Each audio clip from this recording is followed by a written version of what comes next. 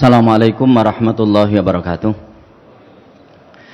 Alhamdulillahilladzi hadana lihada wa ma kunna linahtadiya laula an hadanallah.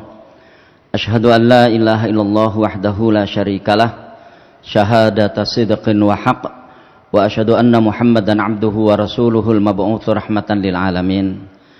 Allahumma salli wa sallim wa barik ala nabiyyika wa habibika Muhammadin wa ala alihi wa ashabihi at-tayyibin at-tahirin wa man salaka sabilahum wa tarassama khutahum wa nahaja manahijahum bi ihsanin ila yaumiddin.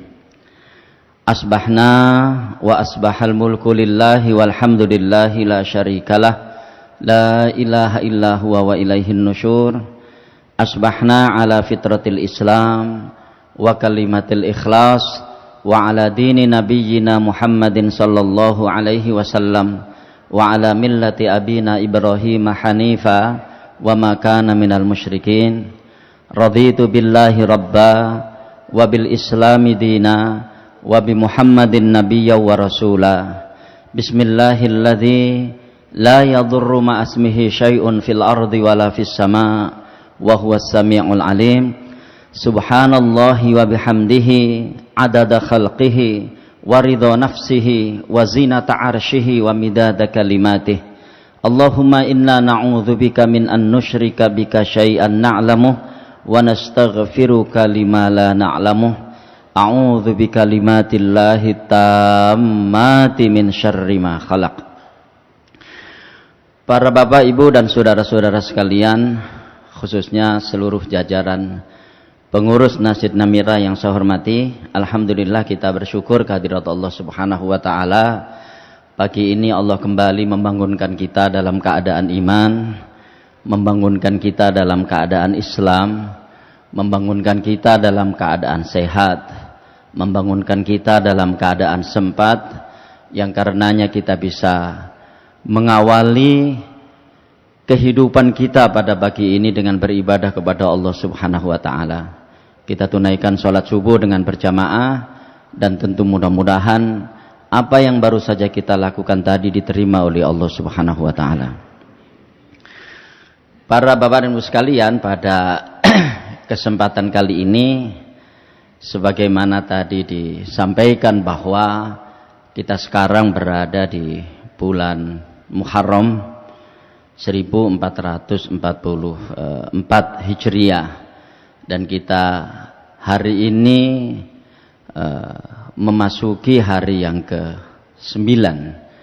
Jadi 9 Muharram. Itu artinya kita sekarang berada di tahun baru Hijriah, tahun baru Islam 1444 Hijriah. Dan karena itu saya sampaikan selamat tahun baru Islam 1444 Hijriah. Mudah-mudahan Allah Subhanahu wa taala memberikan kekuatan dan kebaikannya kepada kita sekalian untuk bisa menapaki tahun ini dengan sebaik-baiknya.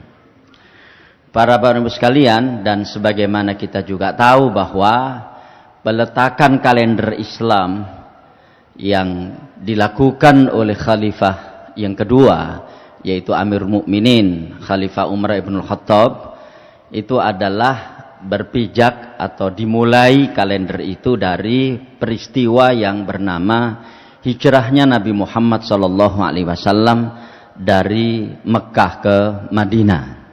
Dan kita sudah tahu itu, dan karena itu pada kesempatan ini saya ingin mengambil satu penggalan peristiwa dari hijrahnya Nabi itu, di mana penggalan peristiwa ini diabadikan oleh Allah Subhanahu wa taala di dalam Al-Qur'an.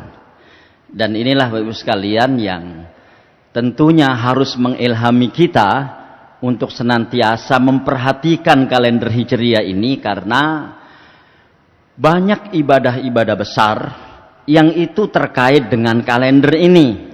Ya. Ketika kita puasa di bulan Ramadan, itu sangat terkait dengan kalender Hijriah, karena di dalam kalender itu ada bulan yang bernama Ramadan. Ketika orang itu menunaikan ibadah haji, itu dilakukan pada bulan Dzulhijjah sebagian besarnya. Dan itu Dzulhijjah adalah satu di antara 12 bulan yang ada di dalam kalender Hijriah. Dan begitulah banyak sekali ibadah-ibadah di dalam Islam itu yang itu sangat terkait dengan penanggalan kalender Hijriah. Sehingga layak dan sangat pantas kemudian kalau kaum muslimin memperhatikan kalender ini dengan sebaik-baiknya. Meskipun mungkin masih banyak di antara kita atau barangkali termasuk saya sendiri yang lebih memperhatikan atau lebih hafal kalender miladiah yang dimulai dari Januari, Februari dan seterusnya itu ya, dibanding dengan kalender Hijriah. Tapi saya kira dengan berbagai macam hal yang terkait dengan ibadah yang kita lakukan, yang ibadah itu terkait dengan kalender Hijriah ini sangat-sangat layak buat kita untuk kemudian lebih memperhatikan kalender ini. Dan kalau kita lihat memang sampai kepada ibadah-ibadah yang bersifat bulanan itu terkait dengan kalender ini. Kapan kita puasa Ayyamul Bid? Puasa Ayyamul Bid itu tanggal 13, 14, 15 tiap bulan di bulan-bulan Hijriah.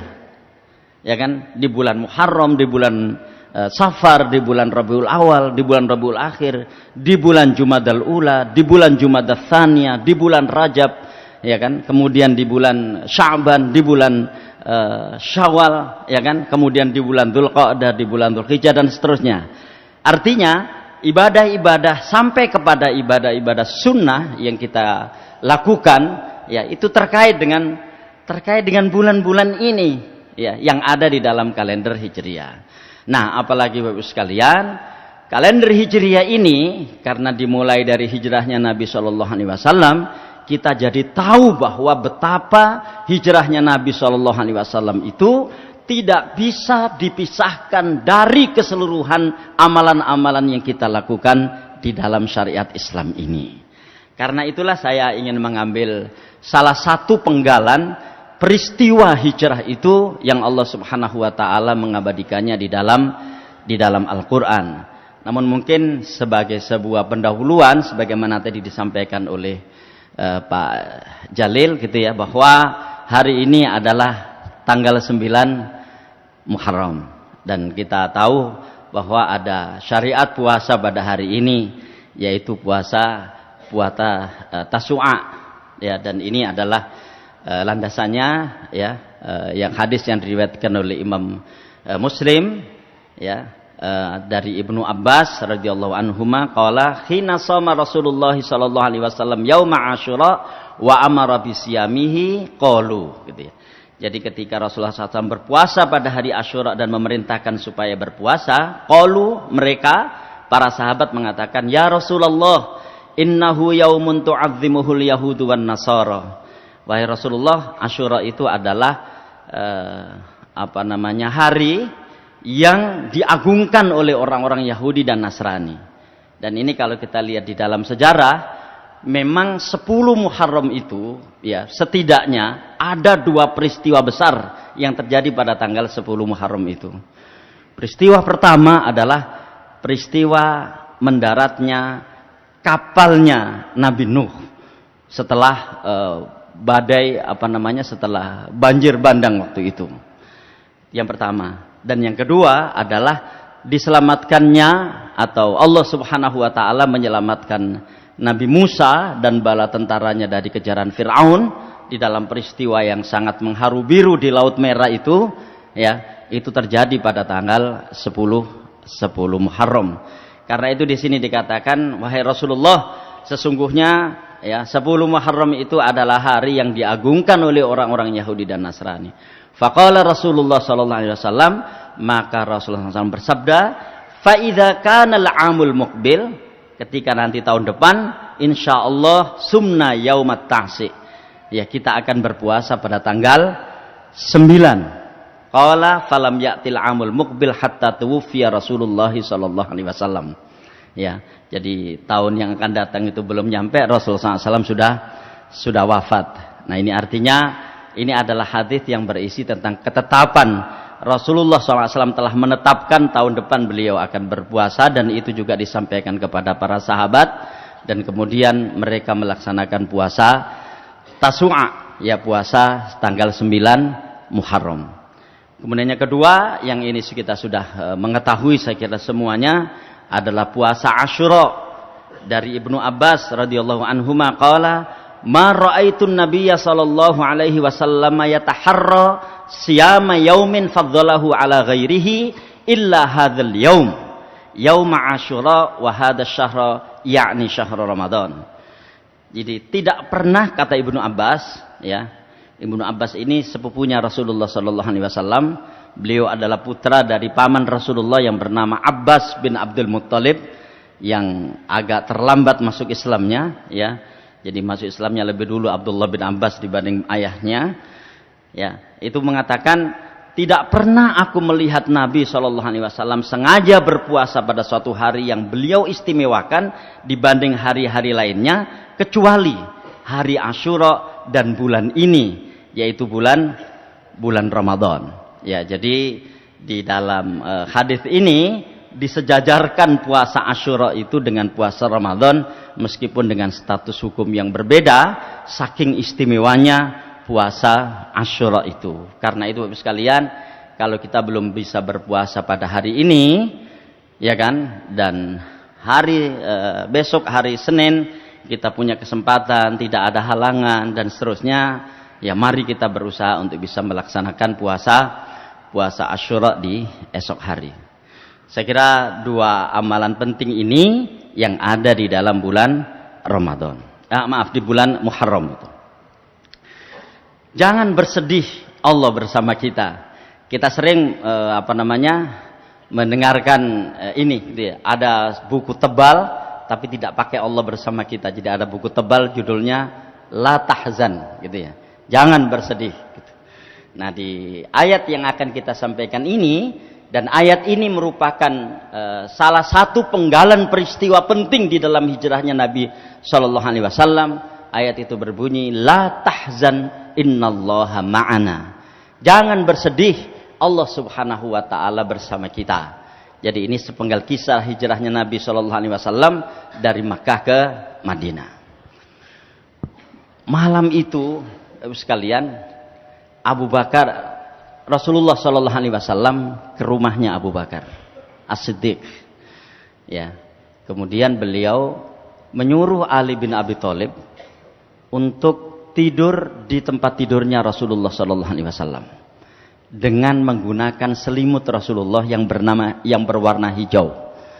Jadi selimut Rasulullah SAW yang berwarna hijau itu, ya, itu Rasulullah SAW menyuruh Ali bin Abi Thalib untuk menggunakan selimut itu ketika tidur. Pada saat yang bersamaan di dalam bilik itu, ya, itu ada beberapa istri Nabi, ya, ada Saudah, ada Aisyah, dan juga ada putri beliau di bilik itu. Mereka para perempuan mulia ini bercengkrama di situ. Pada saat yang sama orang-orang Quraisy mengepung rumah itu, ya. Jadi orang-orang Quraisy mengepung rumah itu. Tapi mereka menyadari benar bahwa Rasulullah SAW masih tinggal di situ, masih ada di situ. Kenapa? Karena beberapa istri beliau dan putri beliau sedang bercengkrama di situ, ya kan? Dan kemudian tidak menunjukkan ada tanda-tanda bahwa Nabi Muhammad SAW telah keluar dari rumah itu, sehingga mereka bersabar, ini orang-orang Quraisy ini, untuk berada di sekitar rumah itu. Ya, ternyata demikianlah Allah Subhanahu Wa Taala mentakdirkan mereka tertidur di sini. Begitu mereka bangun, ternyata juga tidak ada tanda-tanda bahwa Nabi Muhammad SAW telah keluar dari rumah itu. Dia intip biliknya Rasulullah SAW itu, bahwa di situ masih ada orang tidur dengan berselimutkan warna hijau, dan itu adalah selimutnya Nabi Muhammad SAW. Tapi betapa kagetnya ketika yang menggunakan selimut ini bangun, ternyata dia adalah Ali bin Abi Thalib. Ya kan? Akhirnya dengan kejengkelan yang luar biasa ini, Abu Jahal dan kawan-kawannya yang mengepung rumah Rasulullah ini, akhirnya setelah itu paginya mereka membuat sayembara. Siapa yang bisa menangkap Nabi Muhammad hidup atau mati, ya kan? Maka dia akan mendapatkan hadiah 100 onta. Ya, dia akan mendapatkan hadiah 100 onta. Makanya kemudian para pemuda, ya, mereka berlomba-lomba untuk mengikuti sayembara itu dan berusaha untuk menangkap Nabi Muhammad SAW. Rasulullah SAW waktu itu berangkat hijrah tidak sebagaimana jalan yang dilalui oleh banyak orang. Jadi kalau kita lihat posisi Makkah itu kan ada di selatannya Madinah.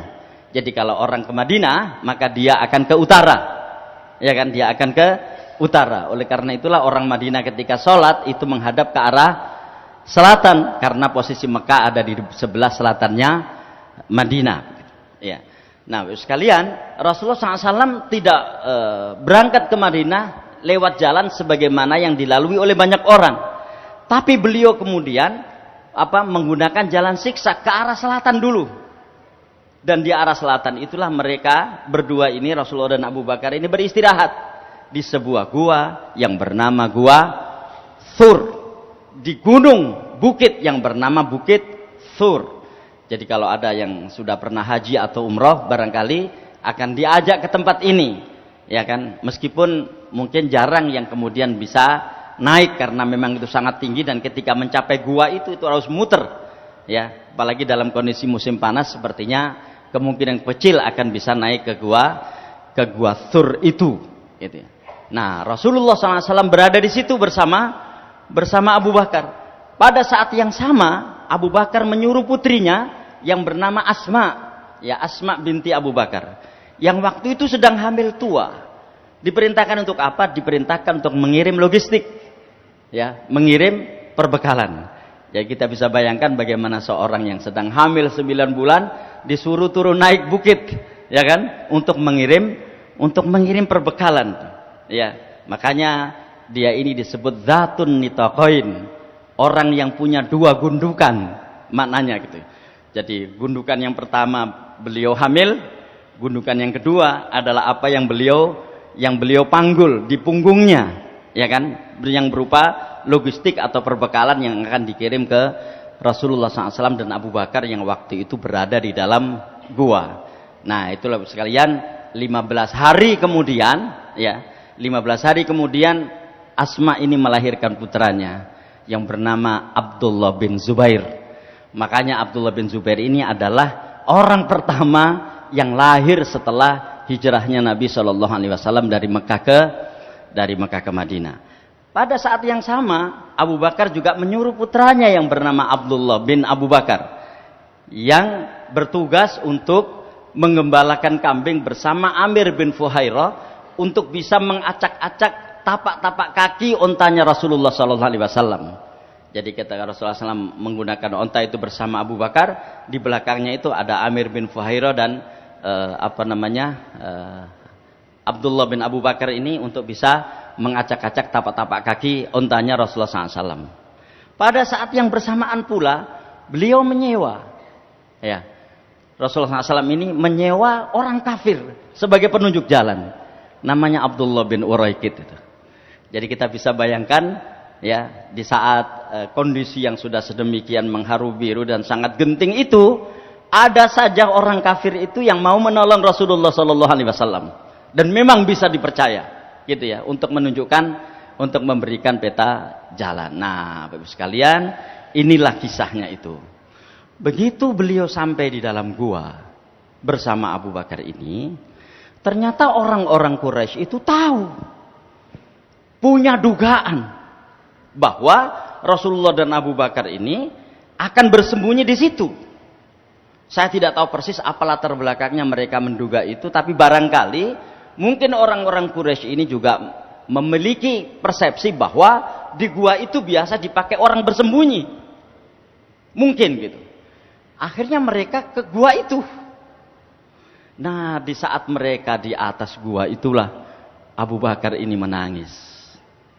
Dan terjadilah kisah ini. Makanya di ayat yang ke-40 dari surat At-Taubah itu Allah Subhanahu wa taala berfirman, "Illa tansuruhu." Kalau kalian tidak mau menolongnya, maksudnya tidak mau menolong Nabi Muhammad SAW, faqad nasarahullah, maka Allah Subhanahu wa taala telah menolongnya. Id akhrajahul ladzina kafaru, ketika orang-orang kafir mengusirnya, tsaniyasnaini, sedangkan dia salah seorang di antara dua orang. Maksudnya adalah Nabi Muhammad dan Abu Bakar. Idhuma fil ghar, ketika keduanya berada di dalam gua, idh yaqulu li sahibihi, ketika berkata kepada saudaranya, ya, kepada sahabatnya, la tahzan innallaha ma'ana. Jangan bersedih wahai saudaraku, sesungguhnya Allah Subhanahu wa taala bersama kita. Nah, sekalian, pelajaran pentingnya saya kira di dalam peristiwa ini adalah bahwa Islam itu menyediakan cara, sebuah manajemen kepribadian untuk menghadapi berbagai macam tekanan dalam kehidupan. Dan inilah salah satu tekanan yang dialami Rasulullah sallallahu alaihi wasallam, bahwa mereka dikepung oleh orang-orang Quraisy, mereka mau dibunuh oleh orang-orang Quraisy, mereka berdua ini, gitu ya, dan mereka akan ditangkap, bersembunyi di dalam gua, dalam kondisi yang gua itu kecil, dan kemudian mereka orang-orang Quraisy itu sudah berada di sekitar gua itu. Nah, kira-kira bagaimana waktu itu seandainya itu kita alami? Jadi orang yang kemudian sudah berada di dalam gua dan orang-orang yang mengejarnya sudah berada di sekitar gua, ya kan? Tapi dengan penuh keyakinan Rasulullah mengatakan kepada Abu Bakar, la tahzan innallaha ma'ana. Jangan bersedih, sesungguhnya Allah Subhanahu wa taala bersama kita. Saya ingin mengatakan mengambil contoh bab ini karena dalam kehidupan kita, ya, kadang-kadang terjadi sebuah situasi yang kita sudah tidak mampu lagi untuk minta tolong kepada orang. Ya kan? Sudah tidak mampu lagi kita untuk minta tolong kepada orang, dan orang-orang juga sudah tidak mau lagi menolong kita. Karena memang mereka juga tidak punya kemampuan untuk bisa menolong kita. Ya kan? Ada situasi-situasi di mana kita sedang mengalami kesulitan dan sudah tidak ada satupun orang yang akan bisa kita mintai tolong untuk memecahkan kesulitan itu. Memberikan jalan keluar atas kesulitan yang kita alami itu. Dan saat itulah orang butuh penguatan. Ya kan? Kenapa? Karena kesulitan itu seringkali akan menghadirkan kebingungan. Kesulitan itu seringkali akan menghadirkan kepanikan. Dan tentu ini yang penting, kesulitan itu seringkali atau bahkan keseluruhannya itu akan menghadirkan kesedihan. Dan kesedihan itu nanti akan berimplikasi terhadap munculnya penyakit-penyakit kejiwaan, di mana penyakit-penyakit kejiwaan itu adalah hasil dari sebuah keputusasaan. Itu diawali dari apa? Dari kesedihan. Ya kan? Orang yang kena penyakit apa dalam ilmu psikologi itu? Histeria. Itu dari mana itu? Dari kesedihan. Orang depresi, dari mana awalnya itu? Dari kesedihan. Sampai pada puncaknya, naudzubillah dan tsumma naudzubillah. Mudah-mudahan dan jangan sampai kita melakukan ini. Orang bunuh diri misalnya. Itu berawal dari kesulitan yang menghadirkan kesedihan, yang berakumulasi kesedihan itu, sampai kemudian dia mengambil jalan pintas untuk mengakhiri hidupnya dengan bunuh diri. Jadi peristiwa hijrah ini kalau kita lihat Bapak Ibu sekalian, itu kan tinggal selangkah lagi orang Quraisy ini membunuh Rasulullah SAW yang berada di dalam gua tersebut. Tapi demikianlah Rasulullah memberikan keyakinan kepada Abu Bakar, ya kan? Dengan sebuah keyakinan yang sangat kuat bahwa jangan bersedih wahai saudaraku, Allah bersama kita. Nah, karena itulah Ibu sekalian, kalau kita lihat kisahnya itu sampai begini. Ini sampai Anas ini meriwayatkan, Anas bin Malik ya. Jadi dari Anas, anna Abu Bakrin haddatsahu. Jadi Anas bin Malik mengatakan, ya, Abu Bakar telah bercerita kepadanya. Jadi mungkin setelah peristiwa hijrah itu, Abu Bakar ini bercerita kepada Anas bin Malik. Qultu lin Nabi sallallahu alaihi wasallam. Saya berkata kepada Nabi sallallahu alaihi wasallam, wa nahnu fil ghar, dan waktu itu kami berdua berada di dalam gua. Lau anna ahadahum nadhara ila qadamaihi, seandainya salah seorang di antara orang Quraisy itu melihat kedua telapak kakinya, la absarna tahta qadamaihi, niscaya dia akan melihat kita berada di bawah telapak kakinya. Dipahami ya? Artinya umpama orang Quraisy itu melihat kakinya, dilu begini, maka dia akan melihat kita karena posisi kita yang berada di bawah telapak kakinya. Telapak kaki orang-orang Quraisy itu, Bapak Ibu sekalian, itu sudah beberapa senti di samping pintu gua itu. Itu loh maksudnya. Sehingga ketika Abu Bakar sampai mengatakan seandainya salah seorang di antara mereka itu melihat telapak kakinya, dilu begini ini, gitu ya. Mungkin mereka akan melihat kita gitu. Tapi Rasulullah mengatakan, "Ya Abu Bakar, wahai Abu Bakar, ma dhannuka bisnaini Allahu thalithuhuma." Ya, wahai Abu Bakar, ya, apakah dugaanmu tentang dua orang sedangkan Allah adalah yang ketiganya? Ini kan penguatan namanya. Istilahnya jangan sedih wahai Abu Bakar, santai saja gitu, intinya begitu. Ya, kita berdua di sini tapi Allah ada di tengah-tengah kita. Ya, dan Allah pasti akan menyelamatkan kita. Bapak Ibu sekalian, memang keyakinan di saat sulit itu tidak gampang. Ya kan? Meyakinkan diri sendiri di saat sulit itu tidak gampang. Orang akan gampang dikatakan bahwa Allah itu maha memberi rizki di saat dia punya rizki. Nah, itu gampang. Tapi betapa sulitnya kadang-kadang meyakinkan orang bahwa Allah itu maha memberi rizki di saat dia sedang tidak memiliki rizki. Ya, di saat dia nggak punya apa-apa kemudian dia mengatakan tenang, Allah maha memberi rizki. Itu nggak gampang. Kenapa? Bukti material rizki itu tidak dimilikinya. Di kau nok saiki gitu, ya kan? Yang gampang ya tadi itu. Begitu dia dapat rezeki banyak, dia katakan kepadanya, Allah maha memberi rezeki. Yes, betul, ini rezekinya sudah saya pegang. Nah, Bapak Ibu sekalian, dalam kondisi-kondisi tertentu, kehidupan kita itu harus kita asah dengan cara seperti ini. Bagaimana, ya kan? Kita berhasil meyakinkan diri kita bahwa Allah Subhanahu wa Ta'ala itu maha menolong kita di saat-saat kita sangat-sangat butuh pertolongan, atau di saat-saat waktu itu yang semua orang sudah tidak lagi mampu memberikan pertolongan.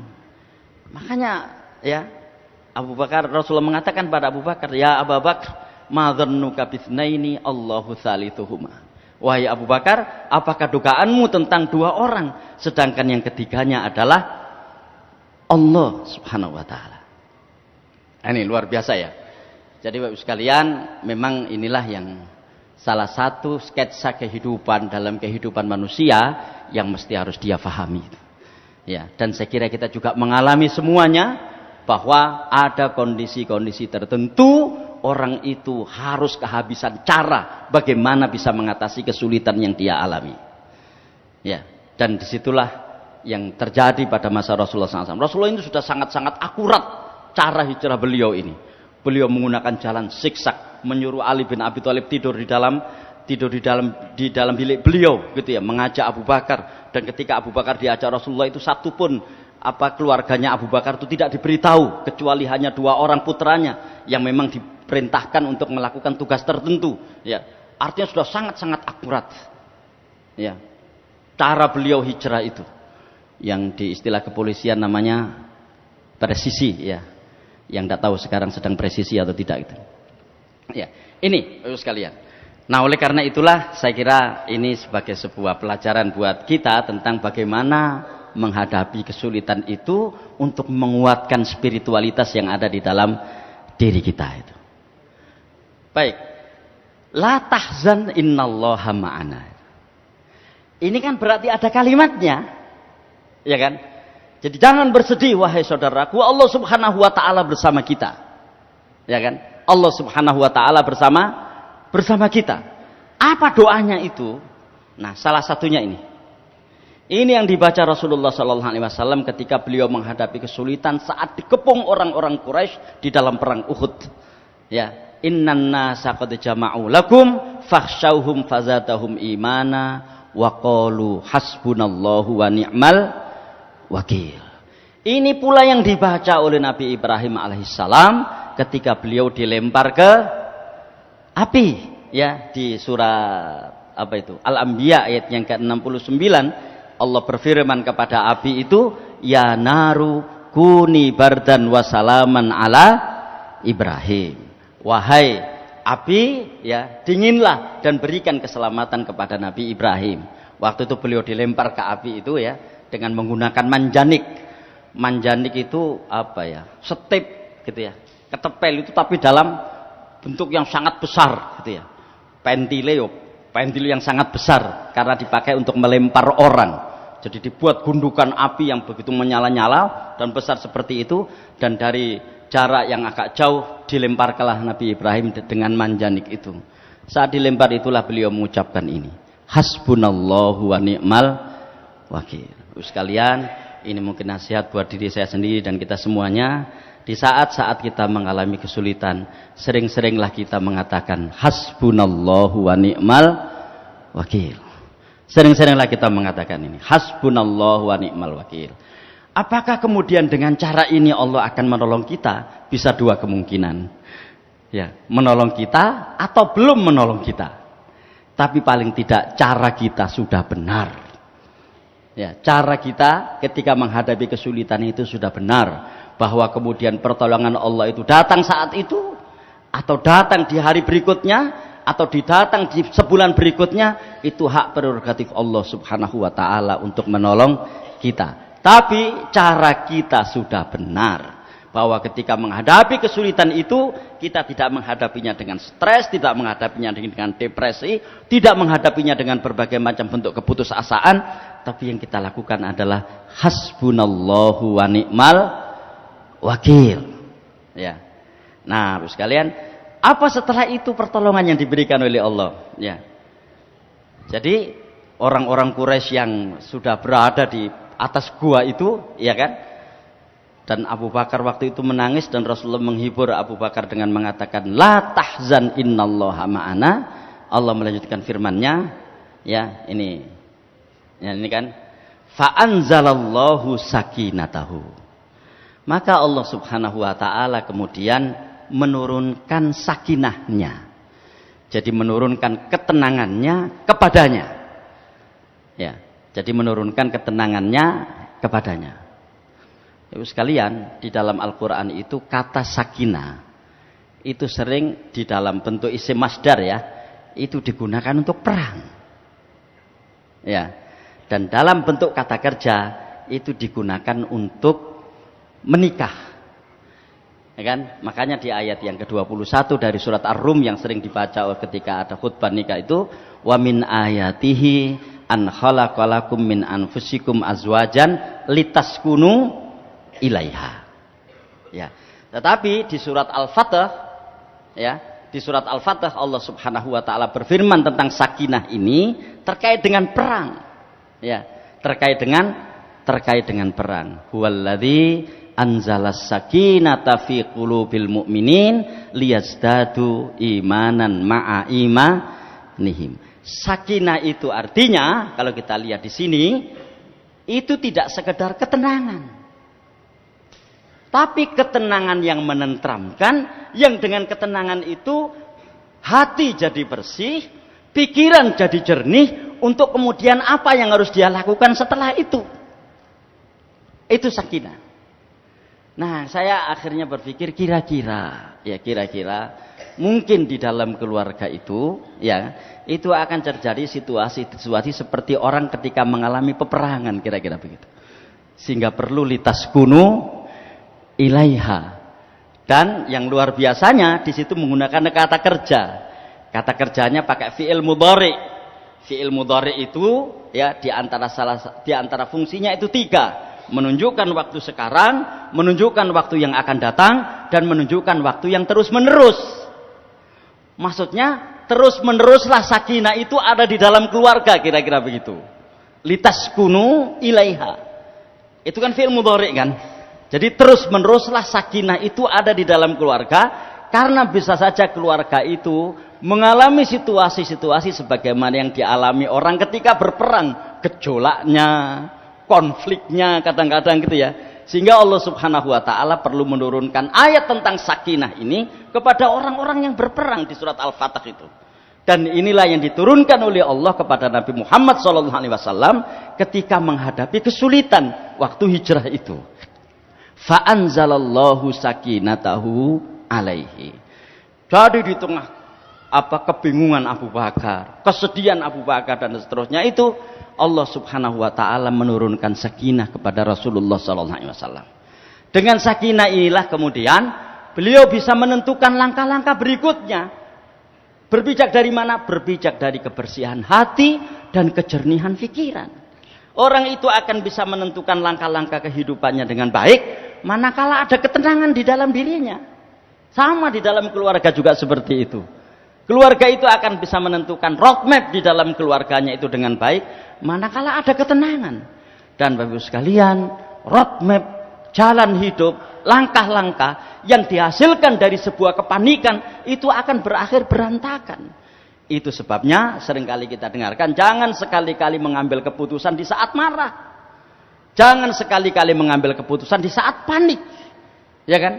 Bisa saja keputusan itu akan menjadi bumerang untuk bisa berikutnya menyulitkan langkah-langkah dia ke depan.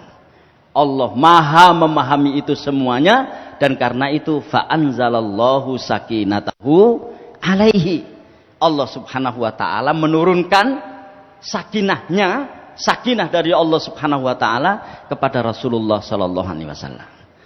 Nah, ini kan yang selalu kita mintakan kepada Allah Subhanahu wa taala dalam keluarga kita agar senantiasa sakinah gitu. Ya. Jadi sakinah ini tidaklah sekedar sebuah ketenangan, ya. Kenapa? Karena ketenangan itu Bapak Ibu sekalian bisa menghasilkan stagnasi. Ya, orang tenang itu stuck, tidak ada gerak, namanya juga tenang. Sakinah tidak seperti itu. Ini ketenangan yang bisa menghasilkan dinamika. Apa yang dia lakukan di saat tenang itu? Makanya di sini Allah berfirman, fa anzalallahu sakinatahu alaihi. Ya, dengan begitu pandangan ke depan Rasulullah itu masih sangat jernih karena perjalanan hijrah itu masih lama. Ya, dan kemudian beliau bisa menentukan apa yang harus beliau lakukan ketika hijrah tersebut. Yang pertama. Yang kedua, wa ayyadahu bijunudin lam tarauha. Dan Allah Subhanahu wa taala menguatkannya, maksudnya menguatkan Nabi sallallahu alaihi wasallam bijunudin lam tarauha. Dengan bala tentara yang kalian tidak melihatnya. Ya. Yang kalian tidak melihatnya. Ini juga bisa ditafsirkan, kalian bisa melihatnya tapi kalian tidak melihat itu adalah bala tentara. Dan kalau kita lihat di dalam tafsir Ibnu Katsir itu ya Bapak sekalian, dan ini juga banyak dikutip oleh buku-buku sirah, ya, bahkan buku-buku sirah yang dikarang oleh orang-orang orientalis, ya. Ada Martin Link misalnya yang mengarang tentang penderitaan kehidupan Nabi misalnya, atau ada yang sampai sekarang masih hidup pernah datang ke Indonesia, saya agak lupa namanya, seorang perempuan, ya, orang Amerika, dia beragama Kristen tapi mengarang sirah, tapi dia mengutip ini, bahwa ada 3 tentara waktu itu yang menyelamatkan Rasulullah SAW dengan izin Allah Subhanahu wa taala. Pertama, gua itu ditutup oleh sarang laba-laba. Ya kan? Jadi gua itu ditutup oleh sarang laba-laba. Dan mungkin bagi orang Quraisy, nggak mungkin lah di dalam ini ada orang pintunya yang kecil ini ditutup oleh sarang laba-laba. Kalaupun toh ada orang di situ, berarti orang di dalam itu sudah lama tinggalnya di situ. Sampai kemudian laba-laba membuat sarang. Sementara Rasulullah SAW masuk ke situ baru 3 hari yang lalu, atau 2 hari yang lalu, karena beliau berada di dalam gua itu cuma 3 hari 3 malam. Jadi satu adalah laba-laba. Nah, laba-laba itu bahasa Arabnya al-ankabut. Al-ankabut itu adalah nama dari salah satu surat di dalam Al-Quran. Namanya surat Al-Ankabut, surat yang ke-29. Yang pertama. Yang kedua, burung dara atau burung merpati, manuk doro. Jadi burung dara itu biasa hinggap di dekat pintu gua itu. Jadi ada sarang laba-laba, ya kan? Kemudian ada beberapa burung dara yang lalu lalang di pintu gua itu. Sehingga memang kelihatan gua itu adalah gua yang sudah lama tidak dipakai. Ya kan? Yang kedua. Yang ketiga, ada pepohonan kecil-kecil yang berada di pintu gua itu. Yang pohon-pohon itu, pohon kecil-kecil itu mengindikasikan bahwa Gua ini nggak terawat. Jadi kira-kira mungkin kayak suket-suket gitu ya, yang di dekat pintu gua itu. 3 ini. Ya. Wa ayyadahu bijunudin lam taroha. Atau memang betul-betul tidak dilihat, yaitu para malaikat yang mengawal Rasulullah SAW dan Abu Bakar di dalam perang di dalam peristiwa itu, ketika beliau bersembunyi di gua Hira itu, di gua Thur itu. Bapak Ibu sekalian, apa yang penting kita lihat di sini ini? Yang penting adalah bahwa, ya kan, dalam kondisi yang sulit, dalam kondisi yang sempit, ketika orang itu bergantung kepada Allah Subhanahu wa taala dengan sebenar-benarnya bergantung, Allah akan menolongnya dari jalan yang tidak disangka-sangka. Kita sering mendengarkan ayat ini. Meskipun saya sering mengatakan ayat ini lebih gampang diceramahkan daripada mengalaminya sendiri. Yaitu firman Allah Subhanahu wa taala di surat At-Tolak ayat yang kedua dan ketiga. Ya kan? Wa may yattaqillaha yaj'al lahu makhraja wa yarzuqhu min haitsu la yahtasib. Barang siapa yang bertakwa kepada Allah Subhanahu wa taala, niscaya Allah akan menjadikan bagi dia jalan keluar dan akan memberikan rizki kepadanya dari jalan yang tidak disangka-sangka. Ya, saya sering mengatakan ayat ini memang lebih enak diceramahkan. Dan seringkali kita kesulitan untuk bagaimana bisa membuktikannya. Ya kan? Tapi Bapak Ibu sekalian, orang-orang beriman adalah orang-orang yang sangat-sangat potensial untuk bisa membuktikan kebenaran firman Allah Subhanahu wa taala ini. Bahwa dalam situasi sulit yang orang-orang sudah tidak lagi bisa menolong kita, yang kita sudah tidak punya sandaran lagi, ya kan? Maka Allah Subhanahu wa taala akan menolong kita. Nah, dengan jalan yang tidak disangka-sangka. Cobalah kita lihat kehidupan kita yang kita sekarang sudah berusia 60 tahun, 50 tahun, 40 tahun dan seterusnya. Dalam perjalanan hidup kita, coba ingat-ingat. Ya kan? Pasti di situ ada peristiwa di mana di dalam peristiwa itu kita sudah tidak mampu lagi untuk melakukan apa-apa, tiba-tiba Allah Subhanahu wa taala menolong kita dari jalan yang tidak disangka-sangka. Ya kan? Tiba-tiba alhamdulillah ada orang datang. Tiba-tiba alhamdulillah ada orang yang tidak disangka-sangka datang ke rumah kita dan menolong kita. Ada banyak seperti itu pasti kita alami. Nah, inilah yang terjadi pada hijrahnya Nabi sallallahu alaihi wasallam. Wa ayyadahu bijunudin lam tarawha. Memang yang nampak ya 3 itu waktu itu. Tiba-tiba saja ada sarang laba-laba, tiba-tiba saja burung merpati itu berkeliaran di samping pintu itu. Tiba-tiba saja ada pohon-pohon kecil yang tumbuh di sekitar gua itu. Sehingga orang-orang Quraisy kemudian mengatakan, tidak mungkinlah di dalam ini ada orang. Ya kan? Nggak mungkinlah di dalam ini ada orang. Sehingga kemudian mereka meninggalkan gua itu. Jadi orang-orang Quraisy ini meninggalkan gua itu. Nah, saya kira Bapak Ibu sekalian, pelajaran pentingnya adalah bahwa bergantung kepada Allah Subhanahu wa taala itu menjadi andalan utama, meskipun kita sudah merasakan bahwa langkah-langkah kita itu sudah tepat. Itu wis bener iki. Sing tak lakoni wis bener. Roadmap yang kita buat sudah benar. Is okay. Tapi masih ada satu yang terus harus kita tanamkan pada pikiran kita, bahwa seakurat apapun cara kita, kalau Allah Subhanahu wa taala tidak mengizinkan untuk berhasil, kita tidak akan berhasil.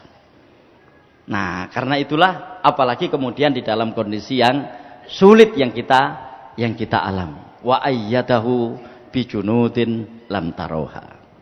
Yang kedua. Yang ketiga, wa ja'ala kalimatal ladzina kafarus sufla wa kalimatullahi hiyal ulya. Jadi dari peristiwa la tahzan innallaha ma'ana itu ada 3 ya. Yang anugerah yang diberikan oleh Allah Subhanahu wa taala kepada Rasulullah dan Abu Bakar waktu itu.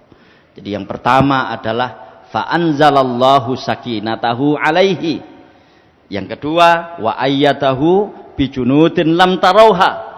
Dan yang ketiga wa ja'ala kalimatal ladzina kafarus sufla wa kalimatullahi hiyal ulya. Dan Allah menjadikan seruan orang-orang kafir itu rendah dan kalimat Allah Subhanahu wa taala itu tinggi. Apa maknanya Ibu sekalian? Ya kan? Memang di dalam peristiwa itu Allah subhanahu wa ta'ala menunjukkan kekuasaannya.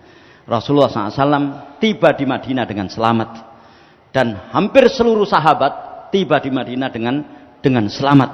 Ya, mungkin ada peristiwa kecil ketika beliau hendak memasuki Madinah. Ada seorang pemuda waktu itu yang hampir saja bisa mengejar. Pemuda itu bernama Suraqah bin Malik. Jadi Suraqah bin Malik ini dengan membawa kuda itu ternyata bisa berhasil mengejar Rasulullah dan Abu Bakar ini. Tapi setiap kali kudanya mendekat, ya, mendekat untanya Rasulullah ini, kuda itu selalu terjatuh. Sekali terjatuh, 2 kali terjatuh, 3 kali terjatuh. Sampai akhirnya demikianlah hidayah Allah subhanahu wa ta'ala. Suraqah bin Malik ini kemudian masuk Islam karena kegagalan dia menangkap Rasulullah Shallallahu Alaihi Wasallam tersebut. Baru kemudian setelah itu Rasulullah memasuki sebuah kota kecil, ya, yang bernama Quba, yang kota itu sekarang sudah menyatu dengan kota Madinah, dan di Quba itulah beliau membangun masjid yang sudah terkenal kita selama ini, namanya Masjid Quba. Ya, artinya Bapak sekalian, orang-orang Quraisy itu kemudian meninggalkan gua, dan dengan pertolongan Allah Subhanahu wa taala Rasulullah selamat di situ. Apa buat kitanya? Wa ja'ala kalimatal ladzina kafaru sufla wa kalimatullahi al-ulya. Jangan sekali-kali kita rusak situasi sulit yang kita alami itu dengan tidak mengindahkan apa yang menjadi seruan Allah Subhanahu wa taala.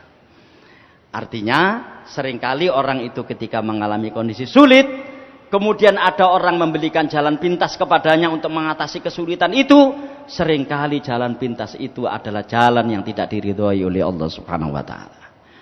Orang berbuat syirik itu di awal-awal karena masalah seperti ini. Dia mengambil jalan pintas, akibat dia sudah putus asa terhadap jalan-jalan kebenaran yang selama ini dia ketahui, sehingga akhirnya dengan terpaksa dia mengambil jalan pintas yang tidak diridhoi oleh Allah Subhanahu wa taala. Dalam situasi yang sulit sekalipun, kalau kita lihat dalam peristiwa hijrah ini, Allah tetap menganugerahkan kepada Rasulullah SAW, wa ja'ala kalimatal ladzina kafaru sufla wa kalimatullahi hiyal ulya. Anak-anak sekalian, dalam kondisi yang kita alami di dalam kehidupan kita ini, bahwa nanti akhirnya kita juga akan meninggal. Apakah kita sedang dalam kondisi muda, apakah kita sedang dalam kondisi sulit, ujung-ujungnya nanti kita akan meninggal. Dan di saat meninggal itu, kita harus mempertanggungjawabkan amal kita kepada Allah Subhanahu wa taala. Maksudnya, jangan kita rusak kondisi sulit yang kita alami itu dengan melakukan praktek-praktek yang salah, yang tidak diridhoi oleh Allah Subhanahu wa taala. Tetaplah seruan Allah, tetaplah kalimat Allah, tetaplah kalimat tauhid, itu yang kita kedepankan di saat kita mengalami berbagai macam kesulitan. Nah, mudah-mudahan peristiwa ini mengilhami kita untuk memiliki daya tahan di dalam menghadapi berbagai macam situasi yang kita alami dalam kehidupan kita. Amin amin ya rabbal alamin. Assalamualaikum warahmatullahi wabarakatuh.